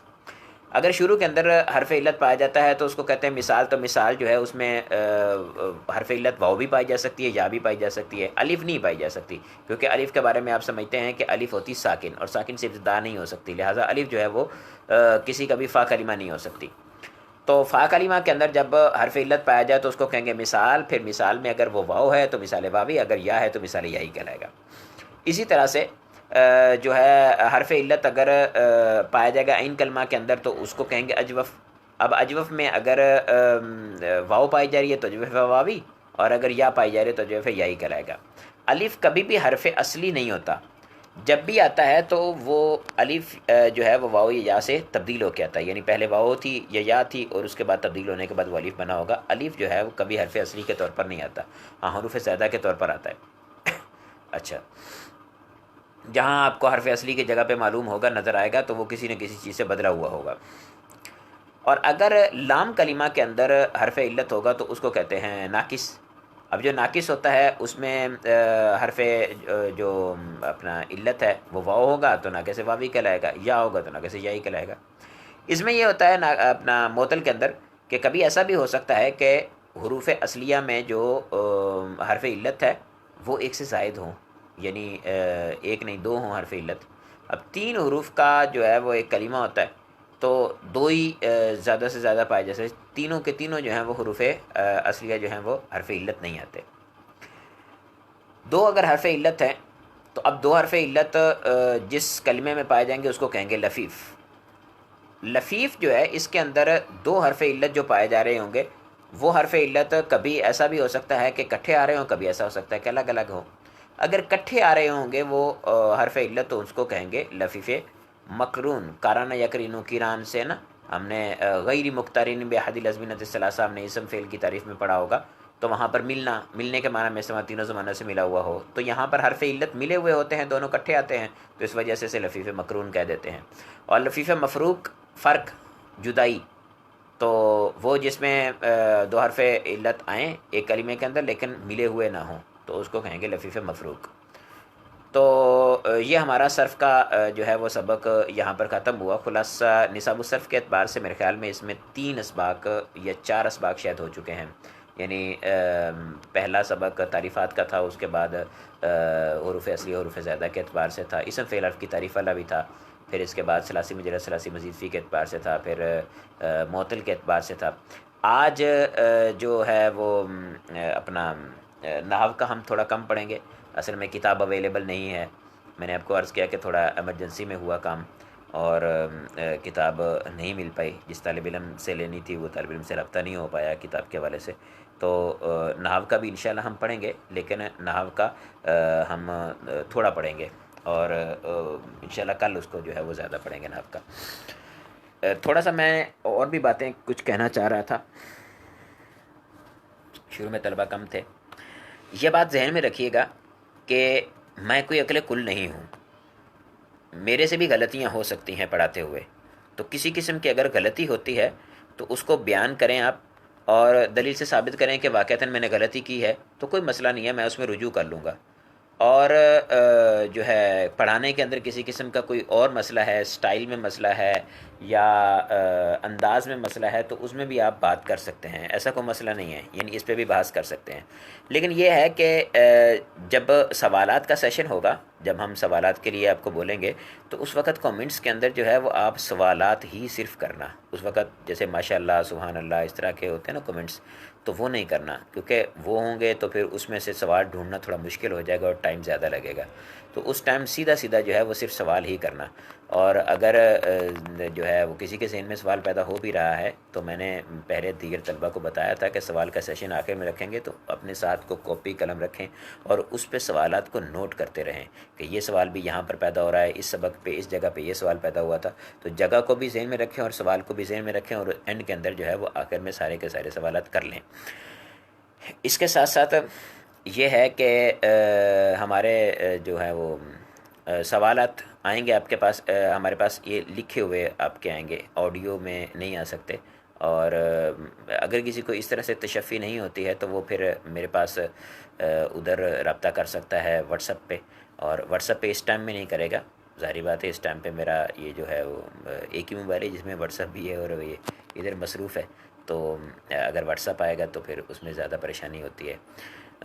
آپ ادھر جو ہے وہ واٹس ایپ میں مصروف ہونے کے بعد بجائے ادھر پڑھیں اور اس کے بعد سوال کو نوٹ کر لیں، کوئی سمجھ میں سوال پوچھیں یہیں پہ ہی، اگر نہیں سمجھ میں آ رہا تو پھر آپ واٹس ایپ پہ مزید تفصیل کے لیے ادھر آ سکتے ہیں۔ مقتدر علماء کرام اور جو ہے وہ سینئر طلباء جو ہوتے ہیں وہ موجود ہوں گے بعد میں، یہ کیونکہ یہاں سے پھر وہ ختم ہونے کے بعد اس کو ڈاؤن لوڈ کرنے کے بعد ہم وہاں یوٹیوب پہ بھی اس کو اپلوڈ کریں گے، تو یوٹیوب پہ ممکن ہے کہ شخصیات جو ہیں وہ ان کی بھی کہیں نظر پڑے اس پہ، تو ان کے لیے بھی میں یہی بات عرض کر رہا ہوں کہ ہم نے بنیادی طلباء جو ہیں بالکل ان کے لیے اس کا اہتمام کیا ہے، ایڈوانس لیول کو نہیں لے کے چلے، ہاں بنیادی کانسیپٹ جو ہے اس کو ضرور مد نظر رکھیں گے کہ وہ درست جائے، اس میں کوئی ایسا کانسیپٹ نہ جائے جو غلط ہو، لیکن کوئی غلطی ہو تو اس کو ضرور اس پہ تنبیہ کیجیے گا۔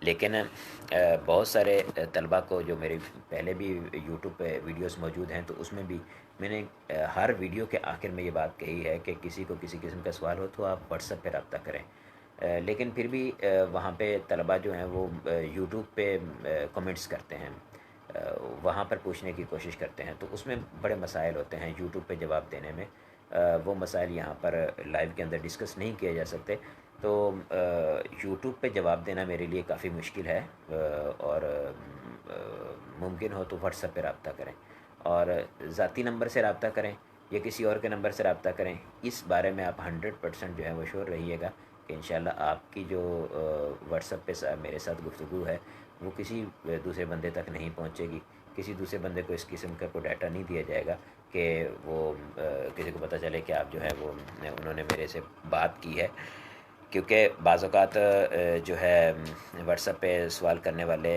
اساتذہ بھی ہوتے ہیں اور وہ بھی پوچھتے ہیں بات کو، اور پھر وہ بیچارے اس بات میں ہچکچاتے ہیں کہ ہم یہ کیسے بتائیں کہ ہم اساتذہ ہیں، تو اس میں کوئی پریشانی کی بات نہیں ہے، آپ مجھے نہ بتائیں کہ ہم اساتذہ ہیں، اور اسلامی بہن ہے کوئی سوال کرنا چاہتی تو وہ بھی یہ مت بتائے کہ میں اسلامی بہن ہوں، اپنا سوال کریں، لکھ کے سوال کریں اور لکھ کے اس کا جواب لیں، اور اس کے بعد جو ہے وہ آپ کا کام پورا ہو گیا، مزید کسی چیز کی حاجت ہی نہیں ہے تفصیل اپنی دینے کی کہ میں مرد ہوں عورت ہوں، میں پڑھاتا ہوں یا پڑھتا ہوں، تو اس چیز کی تفصیل دینے کی حاجت نہیں ہوتی ہے۔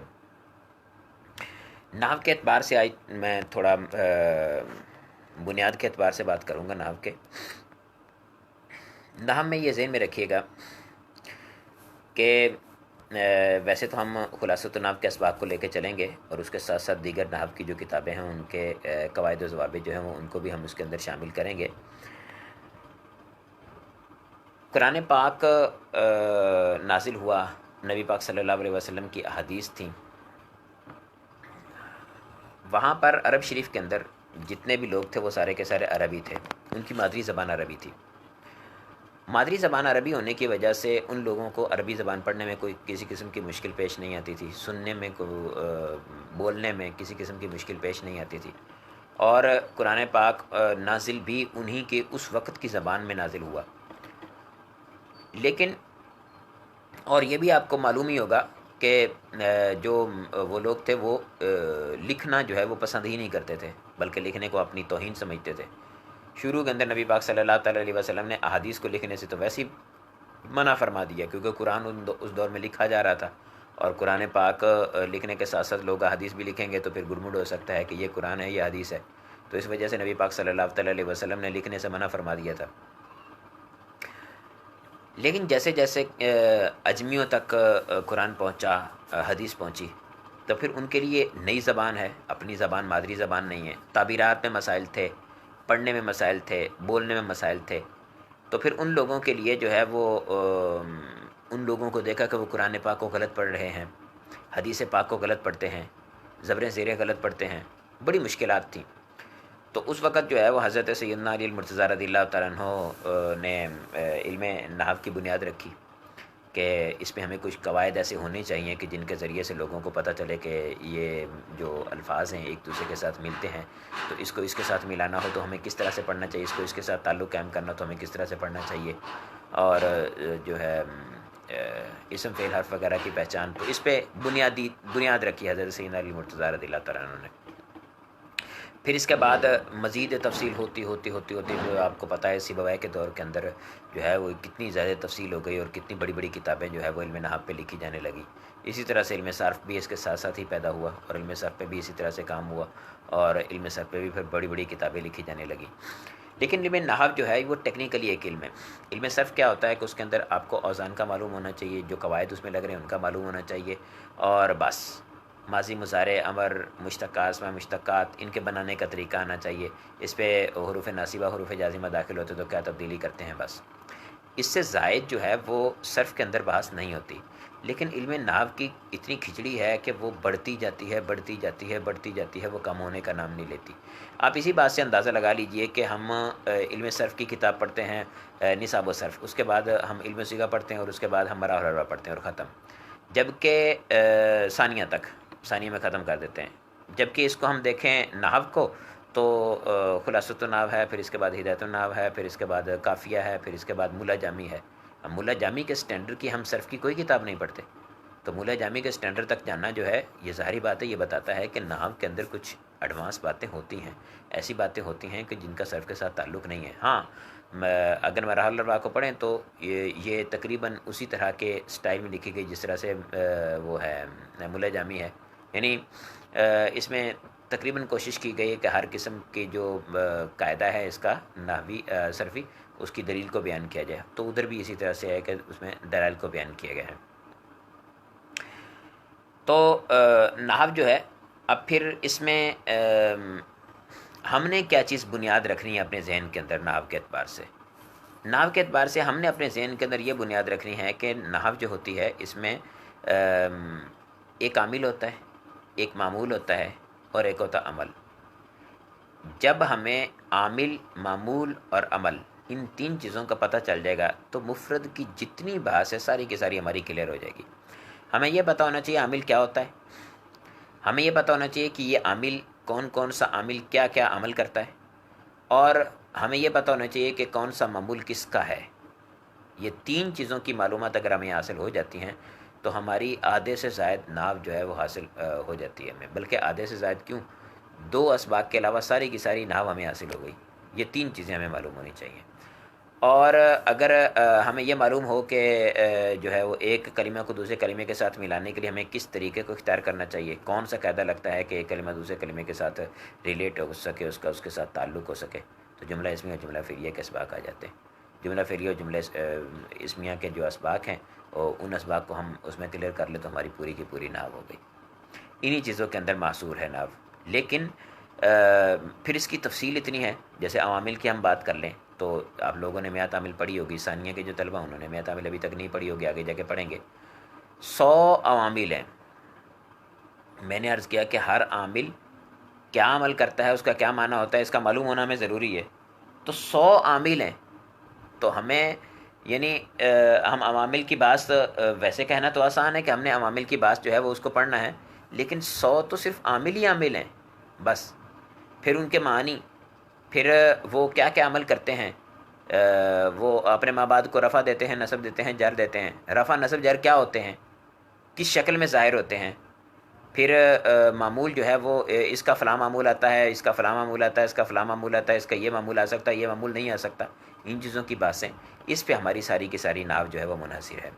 کل انشاءاللہ عز و جل جو ہے وہ 4 اسباق نحو کے پہلے جو ہیں ان کو انشاءاللہ ہم کلیئر کریں گے، تو اس کے لیے پریشان نہیں ہونا کہ نحو کا سبق آج نہیں ہوا یا نحو جو ہے وہ ہماری آج نہیں چل پائی، تو کلیئر ہو جائے گا ہمارا۔ صرف کے آج 4 اسباق ہوئے ہیں، تو کل صرف کے جو 2 کر دیں گے اور اس کی جگہ پہ نحو کے جو ہوں گے ان کو 4 کر کے ان کو ایک سٹینڈرڈ پہ لے آئیں گے ہم، اور آگے لے کے چلیں گے انشاءاللہ سبق کو۔ اب کسی قسم کا کوئی سوال ہو تو آپ پوچھ سکتے ہیں، آج ہمارا اتنا ٹائم نہیں لگا، اور شروع میں جو ہے وہ ہمارے 2 گھنٹے تو ہم نے رکھے ہیں، لیکن ان 2 گھنٹوں میں ہم کوشش کریں گے کہ اگر 2 گھنٹوں میں ہمارا 2 اسباق سے زائد بھی ہو سکتے ہیں اگر، تو 2 سے زائد بھی کر لیں گے، اور کبھی ایسا ہو سکتا ہے کہ 2 سے کم بھی ہوں، 2 ہمارے نہ ہو سکیں، دونوں سبقوں کے، تو اس میں ٹینشن نہیں لینی۔ فیملی کی طرح اور جس طرح سے میرے پاس پڑھنے والے طلباء ہیں وہ جانتے ہیں کہ میرا مقصد جو ہے وہ طلبہ کو اپنا ایک فیملی کی طرح رکھنے کا ہوتا ہے. فیملی کی طرح رہیں گے.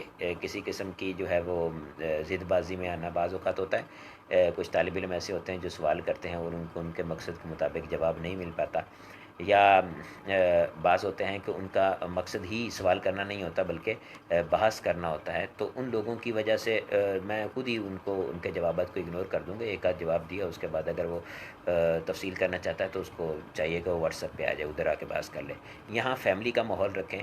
وہ طالب علم جو پہلی مرتبہ آ رہے ہیں یا جن کو پتہ ہی نہیں صرف و نحو کیا ہے، یا وہ طلباء کے جو کافی سینسٹیو ہوتے ہیں، تو وہ اس ماحول خراب ماحول کو دیکھتے ہوئے ممکن ہے بد دل ہوں، اور بد دل ہونے کی وجہ سے پھر ہمارا تو کوئی نقصان نہیں ہوگا لیکن ان کا نقصان ہوگا. اور قرآن و حدیث کو پڑھنے کے لیے ہمارا مقصد یہاں پر پڑھنا ہے یہ صرف و نحو. تو دیکھیں امور آخرت کو مد نظر رکھا ہوا ہے ہم نے، تو اس کے وہ امور آخرت کو مد نظر رکھتا ہوا بیچارہ آیا تھا. تو ہماری ان طرح کی اس طرح کے ابحاث کی وجہ سے وہ اگر چھوڑ کے جاتا ہے تو دیکھ لیں کہ ہمارے لیے بھی آخرت میں جو ہے وہ ممکن ہے پرابلم نہ ہو. تو ان چیزوں کو ذہن میں رکھنا ہے. آپ سوالات کریں، کسی قسم کا آپ کے ذہن میں سوال ہو انہی اسباق کے متعلق، اگلے اسباق کے متعلق سوال نہیں کرنا. انہی اسباق جو ابھی آج ہم نے پڑھے ہیں، انہی اسباق کے متعلق کسی قسم کا سوال ہو تو اس کو آپ پوچھیں.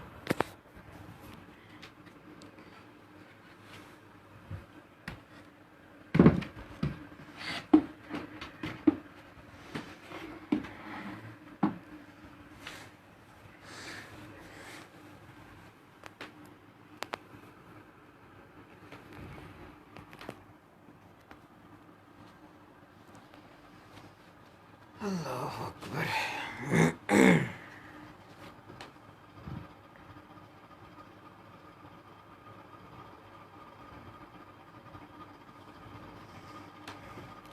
زبیر بھائی نے کچھ لوگوں کا نام لکھ کے بھیجا ہے، مجھے نہیں سمجھ آئی کہ یہ کس لیے بھیجا ہے.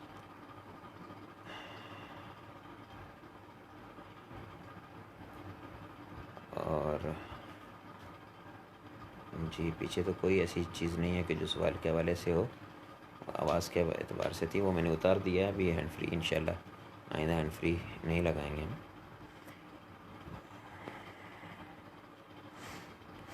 یہاں پہ ابھی ہم اسی طرح سے کچھ چلائیں گے کام کو، اور جو ہے سٹینڈ ہمارا برے والا میں ہے، انشاءاللہ وہاں جائیں گے تو پھر سٹینڈ کے ساتھ کام کو چلائیں گے.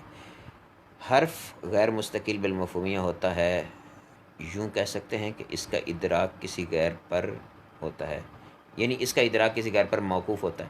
ٹھیک ہے، کہہ سکتے ہیں اس طرح سے، یعنی اس کا ادراک جو ہے وہ خود سے نہیں ہو سکتا.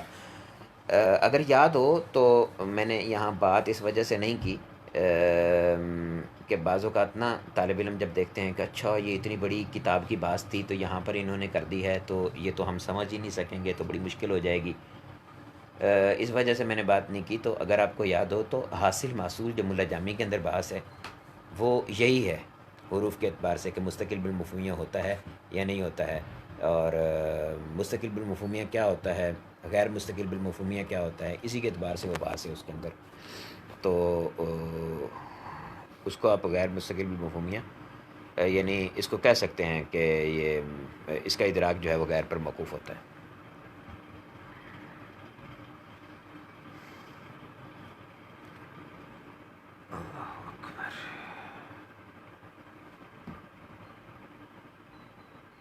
عبد الرحیم بھائی کا یہ سوال تھا.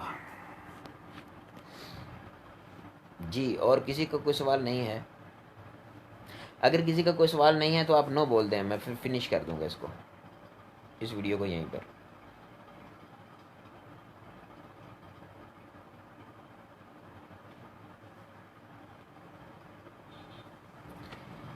آج پہلا دن ہے، آپ لوگ بھی تیار اچھی طرح سے نہیں ہیں جس طرح سے میں نہیں ہوں.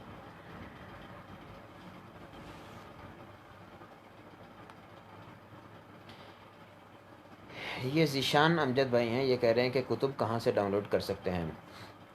زیادہ بڑی کتابیں لینے کی حاجت نہیں ہے. نصاب و صرف اور خلاصۃ النحو کو آپ ڈاؤن لوڈ کر رہے ہیں دعوت اسلامی کی ویب سائٹ سے، دعوت اسلامی .net نام کی ویب سائٹ ہے، اس میں آپ جائیں اور اس میں آپ ڈاؤن لوڈ کر لیں اس کو. اور آپ کو ممکن ہے کہ جو کچھ طلبہ ہیں آپ کے ساتھ تعلق رکھنے والے، تو ان کے ذریعے سے بھی مل سکتی ہے۔ اگر آپ میرے ساتھ واٹس ایپ پہ رابطہ کر لیں تو میں آپ کو واٹس ایپ پہ بھی سینڈ کر سکتا ہوں اس کو۔ علی رضا بھائی فرما رہے ہیں کہ افعال خماسی کیوں نہیں ہوتے؟ اچھا، یہ ذہن میں رکھیے گا، ہمارے ہاں جب سے میں نے آپ کو تھوڑا بیک گراؤنڈ بیان کیا، پہلے عربی زبان تھی اور بعد میں اس کے قواعد بنے ہیں۔ تو قواعد جو ہیں وہ عربی زبان کے پیچھے ہیں، عربی زبان قواعد کے پیچھے نہیں ہے۔ وہ باتیں جو ہماری قواعد کے تحت آ سکتی تھی ان کو قواعد کے تحت ذکر کیا گیا ہے، اور جو باتیں قواعد کے تحت نہیں آ سکتی تھی تو پھر ان کو ذکر نہیں کیا گیا۔ اب عرب خماسی افعال نہیں بناتے، اس وجہ سے خماسی افعال نہیں آتے، اس کے لیے ٹینشن لینے کی ضرورت نہیں ہے۔ ہمارے ذہن میں جب یہ کلیئر ہوگا نا کہ جو عرب بولتے تھے اس کے مطابق ہم نے قواعد بنائے ہیں، وہ قواعد ان کے محتاج ہیں عرب کے، اور عرب قواعد کے محتاج نہیں ہیں، وہ اہل لغت ہیں، ان کی مرضی ہے وہ جس طرح سے وہ بولیں۔ تو اس وجہ سے یہ ذہن میں رکھنا چاہیے کہ اس سے کوئی فرق نہیں پڑے گا، یعنی اگر خماسی جو ہیں وہ افعال نہیں آتے تو وہ عربوں کا مسئلہ ہے کہ وہ کیوں نہیں لاتے۔ ہمارے پاس اگر خماسی آئیں گے تو کس طرح سے آئیں گے؟ نہیں آتے تو ہمیں یہ پتہ ہونا چاہیے کہ خماسی نہیں آتے۔ لفیف مقرون کا کیا مطلب ہے؟ لفیف مقرون کا مطلب یہ ہوتا ہے کہ دو ہم جنس دو حروف جو ہیں وہ حروف علت ہوں، اور حروف علت ہونے کے ساتھ ساتھ وہ جو دو حروف ہیں وہ کٹھے آ رہے ہوں ایک جگہ پر۔ مثال کے طور پر وقع ہے، واقعہ سے بنا ہے۔ اب واؤ، کاف اور یا، اب اس میں دیکھیں پہلے واؤ آ رہی ہے، آخر میں یا آ رہی ہے، درمیان میں کاف آ رہا ہے، تو واؤ اور یا جو ہیں یہ آپس میں ملے ہوئے نہیں ہیں، ٹھیک ہے۔ اسی طرح سے والیہ میں دیکھ لیں، واؤ ہے، لام ہے اور یا ہے، تو یہ آپس میں ملے ہوئے نہیں ہیں۔ لیکن جو ہے ہم دیکھیں اگر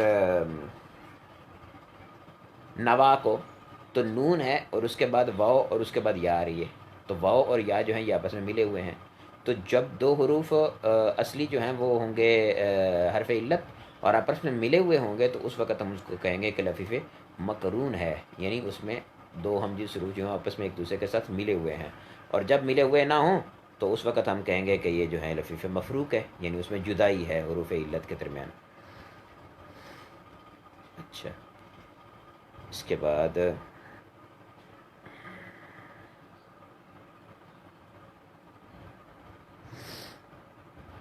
عبد الرحمن بھائی فرما رہے ہیں کہ گروپ میں امدادی کتب کے حوالے سے، ٹھیک ہے، جو میرے پاس صرف نحو کی کتابیں موجود ہیں وہ میں انشاءاللہ جو ہے وہ اس میں سینڈ کر دوں گا۔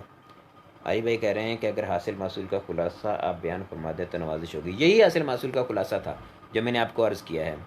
حاصل محصول کیا ہے کہ نحو کی تعریف کی نحو میں انہوں نے تعریف کی تھی حرف کی، اور حرف کی جب تعریف کی تو حرف کی تعریف ایک کی تھی اپنا جو ہے وہ زمخشری نے بھی۔ اب زمخشری کی جو تعریف بیان کی گئی تھی تو اس پہ علامہ ابن حاجب نے شرح لکھی۔ ابن حاجب نے شرح میں وہاں پہ کیا وضاحت کی تھی اس کو انہوں نے بیان کیا، اور بیان کرنے کے بعد پھر اس کا خلاصہ اپنے الفاظ میں بیان کیا، یہی حاصل محصول ہے۔ تو اس میں یہی بات بیان کی گئی ہے کہ جس طرح سے خارج کے اندر علامہ سید شریف جانی رحمۃ اللہ تعالی علیہ کی طرف سے نقل کیا انہوں نے وہاں پر کہ خارج کے اندر جس طرح سے ہوتے ہیں اپنا مستقل بالمفہوم، جس طرح سے چیزیں ہوتی ہیں کہ کاملی ذاتی کاملی غیری، اسی طرح سے ذہن کے اندر بھی ہوتی ہیں، لیکن ذہن کے اندر تو قیام نہیں ہوتا نا، ذہن کے اندر تو ادراک ہوتا ہے، تو ادراک کے اعتبار سے پھر تقسیم کر لی جاتی ہے کہ وہ جو ادراک ہے ان کا وہ مستقل بالمفہومیہ ہے یا مستقل بالمفہومیہ نہیں ہے۔ یعنی مستقل بالمفہومیہ ہونے کا مطلب کہ اس کو سمجھنے کے لیے، اس کا ادراک کرنے کے لیے ہمیں کسی چیز کی حاجت، کسی اور کلمے کی حاجت ہوتی ہے یا نہیں ہوتی ہے۔ اگر کسی چیز کی حاجت ہوتی ہے تو اس کو کہتے ہیں کہ یہ مستقل بالمفہومیہ ہے، اور اگر کسی کی چیز کی حاجت ہوتی ہے تو وہ مستقل بالمفہومیہ نہیں ہے، اور اگر نہیں ہوتی ہے اس کے ادراک کے لیے کسی اور چیز کی حاجت تو اس کو کہتے ہیں کہ یہ مستقل بالمفہومیہ ہے۔ جیسے اسم ہے اور فعل ہیں یہ مستقل بالمفہومیہ ہیں، اور جو حرف ہوتا ہے وہ غیر مستقل بالمفہومیہ ہوتا ہے۔ حمزہ سلیم کہہ رہے ہیں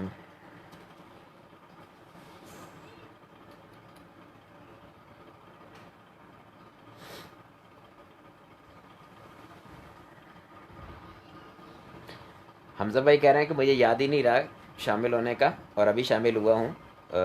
شروع کرنے سے پہلے آپ گروپ میں جو ہے وہ میسیج کر دیا کریں، ٹھیک ہے؟ گروپ میں میسیج کر دیا کروں گا، اگر مجھے یاد نہ رہے تو کوئی اور کر دیا کرے۔ ابو مائز یاسین بھائی فرما رہے ہیں مبدل منہ بدل عطف بیان کا فرق آسان الفاظ میں سمجھا دیں۔ یاسین بھائی یہ انشاءاللہ عز و جل جو ہے وہ مبدل منہ اور بدل کا جب سبق آئے گا اس میں انشاءاللہ ضرور سمجھائیں گے عطف بیان کا فرق اور مبدل منہ اور بدل کا۔ اور انا اور انا کے مقامات حافظ علی صاحب ہیں، پتہ نہیں کون ہے، انا اور انا کا مقام پوچھ رہے ہیں، یہ بھی انشاءاللہ انا اور انا کی جب بحث آئے گی اس میں انشاءاللہ بیان کریں گے۔ میں نے عرض کیا نا کہ جو ہم اسباق پڑھ رہے ہیں ڈیلی اسی کے سوال لیں گے، جو اگلے اسباق کے سوالات ہیں وہ ہم نہیں لیں گے۔ ہاں ایسا سبق جو پیچھے گزر چکا ہوگا اس کے سوال ضرور لے لیں گے۔ علی رضا بھائی ہیں، وہ کہہ رہے ہیں کہ آپ نے میرے خیال میں نحو کے متعلق فرمایا کہ عمل، عامل، معمول، جملہ اسمیہ، جملہ فعلیہ یہ پوری نحو ہے، برائے کرم اس کی تھوڑی سی وضاحت مزید فرما دیں۔ یعنی عامل کون ہوتے ہیں اور معمول کون کون سے اسماء ہوتے ہیں، کس طرح سے عمل کرتے ہیں یہ، اور عمل ان کا ظاہر کس طرح سے کس شکل میں ہوتا ہے، اور پھر اس کے بعد ایک کلمے کو دوسرے کلمے کے ساتھ اب جب ملائیں تو جملہ فعلیہ کب بنے گا، جملہ اسمیہ کب بنے گا، حروف آئیں گے تو وہ کیا عمل کریں گے، یہ سب چیزیں جو ہیں انہی کے اندر نحو گھومتی ہے۔ یہ مطلب ہے اس کا۔ انشاءاللہ تفصیل تھوڑا سا ہم عامل معمول کے بارے میں پڑھ لیں گے تو پھر انشاءاللہ اس کی تفصیل بھی کریں گے مزید اس کی۔ ابھی عامل معمول وغیرہ کے بارے میں ہم نے پڑھا نہیں ہے نا۔ اگر کسی دن ہم لائیو شامل نہ ہو سکیں تو بعد میں کس طرح سے سبق کو پڑھ سکتے ہیں؟ مشکل نہیں ہے یہ، ویسے تو فیس بک پر بھی پڑی رہے گی ویڈیو، لیکن میں یہاں سے ڈاؤن لوڈ کر کے اس کو جو ہے وہ یوٹیوب پہ بھی ڈال دوں گا، اور یوٹیوب سے بھی آپ جا کے دیکھ سکتے ہیں۔ کون سی کتب خلاصۃ النحو اور نصاب النحو کے علاوہ نصاب الصرف کے علاوہ رکھی جا سکتی ہیں؟ خان بہادر بھائی یہ پوچھ رہے ہیں۔ میرے پاس تو کافی ساری کتب ہیں جو اس کے علاوہ ہیں، لیکن کوشش کریں اگر ہو سکے تو عربی کتب بھی اپنے ساتھ رکھیں، لیکن اردو کتب کی اگر بات کریں تو ہم نے اب جب اپنے دور میں پڑھا تھا تو خلاصۃ النحو اور نصاب الصرف تو اس وقت ابھی تک بنی ہی نہیں تھی، تحصیل الصرف و تحصیل النحو سے پڑھا تھا، پھر خلاصۃ النحو جب آئی تو اس کو پڑھایا ہے، نصاب الصرف پڑھائی ہے، پھر اپنا جو ہے وہ نصاب النحو تھی کتاب مرکز کی طرف سے پہلے، وہ بھی پڑھائی ہے، اور نحو میر ہے، یہ اس کی مختلف شروحات بھی ملتی ہیں، اور ان کو بھی ساتھ میں رکھا جا سکتا ہے۔ یہ بہت ساری کتب ہیں، ان کا تو یعنی ہزاروں میں چلی جائیں گی۔ علی بھائی فرما رہے ہیں اس کا مطلب ہے کہ حاصل محصول کی بحث حرف کی تعریف کے تحت بیان کی گئی ہے؟ جی، ملا جامی کے اندر اسی کے تحت بیان کی گئی ہے۔ حرف کے تحت یعنی بالکل اینڈ پہ حرف پہ بیان نہیں کی گئی ہے، یہیں شروع کے اندر جب حرف کی وجہ حسر وغیرہ بیان کرتے ہیں تو وہاں پر بیان کی گئی ہے۔ جی، سوالات میرے خیال میں اختتام پذیر ہوئے ہیں۔